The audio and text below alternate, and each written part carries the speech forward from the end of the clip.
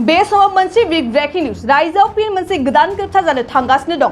बे बाथ्राखौ बुंदों डक्टर हिमन्त बिश्व शर्मा बिथाङा गावनि टुइटारनि गेजेरजों आरो रायजोनि गिबि मन्थ्रि डक्टर हिमन्त बिश्व शर्मा बिथाङा फोरमायोदि फैबाय थानाय 14 सेप्तेम्बर खालाराव रायजोआव फिन मोनसे गोजोन ग्रेप्तार जानो थांगासिनो दं होनना फोरमायदों।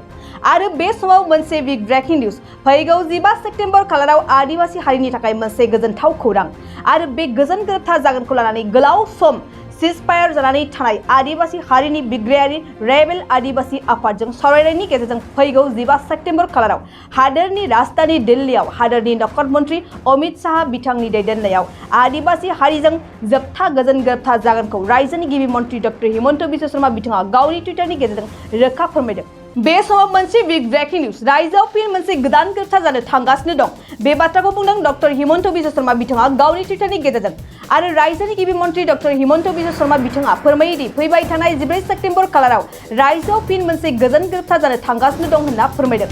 आरो बे समाव मोनसे बिग ब्रेकिं निउज फैगौ 15 सेप्तेम्बर खालाराव आदिवासी हारिनि थाखाय मोनसे गोजोनथाव खौरां आरो बे गोजोन ग्रेप्तार जागोनखौ लानानै गोलाव सम सिजफायार जानानै थानाय आदिवासी हारिनि बिग्रायारि रेबेल आदिवासी आफादजों सावरायनायनि गेजेरजों फैगौ 15 सेप्तेम्बर खालाराव हादोरनि राजधानी दिल्लीआव हादोरनि नखर मन्थ्रि अमित शाह बिथांनि दैदेननायाव आदिवासी हारिजों जोबथा गोजोन ग्रेप्तार जागोनखौ रायजोनि गिबि मन्थ्रि डक्टर हिमन्त बिश्व शर्मा बिथाङा गावनि टुइटारनि गेजेरजों रोखा फोरमायदों।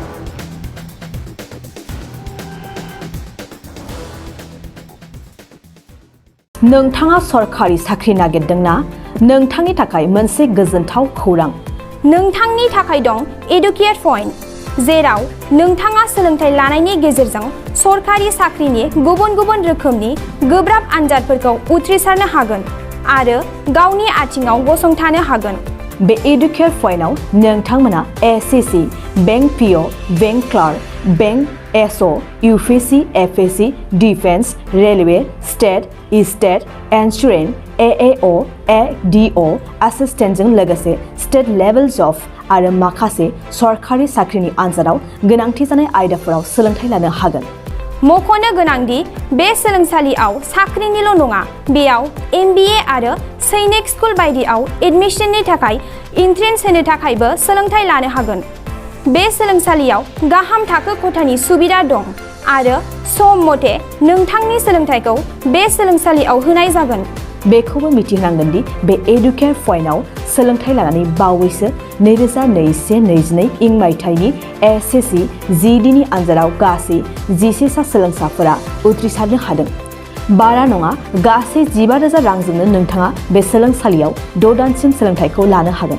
बे सोलोंसालिया क'क्राझार, बरपेटा रड, गलपारा आरो बङाइगावआवबो दं। क'क्राझाराव सोलोंथाइ लानो गोसो गुदुं जानाय सुबुंफोरा 70020261333 9101 536360 70020261333 9101536360